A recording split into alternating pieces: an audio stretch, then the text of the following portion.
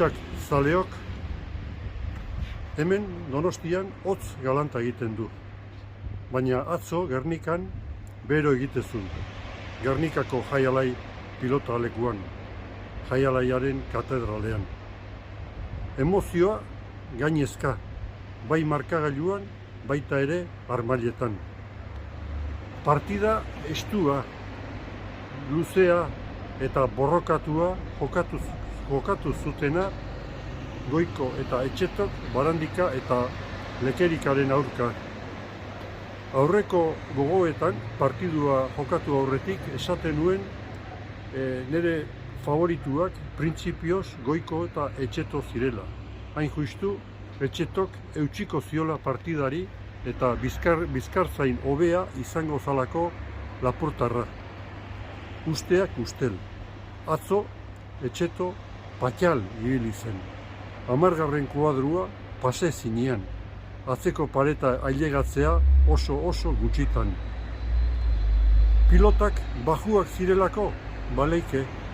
Eguraldia, hotza kanpoan, sikua, lehorra, berogailuare jarrita eta hori antzematen da materialean. Hala ere, nik usten dut, Goiko eta Etxeto konfunditu egin zirela pilotak aukeratzerakoan. Pilota biziagoarekin jokatu behar zuten. Hain justu, Lekerikak dominatu egiten zulako jokoa eta hortik aparte ezin zuten askoz gehiago egin Goikok eta Etxetok. Beste akats handi bat komunikazio falta. Ez dakit zenbat tantu, baino gutxi batzuk joan ziren asmatu ezinean zeinena zan pilota aurrelariarena edo atzelariarena. Eta hori atzelariaren agindua da, beti. Aginte makila atzelaria dauka.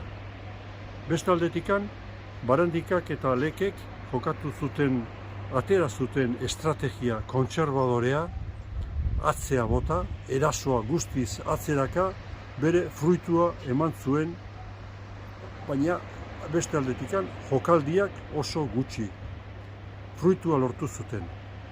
3. setean erabaki izan neurketa. Atera kontuk.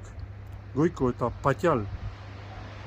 eta Etxeto patxal xamar ibili arren, azken finean, illa Leon Castillo erabaki izan neurketa 3. jokoan. Beraz, esango nuke labur bilduz, Goikok eskuko frenuarekin jokatu zuela partida osoa, eta eskuko freno horren izena da Etxeto. Barandika eta Lekerika sailkatuta finalerako beste kontu bat izango da egun hortan.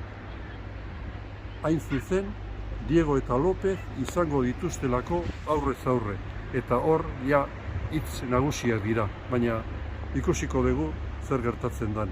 Bitartean, txik-txak zaleok, ondo izan eta hurrengo bat arte. Agur.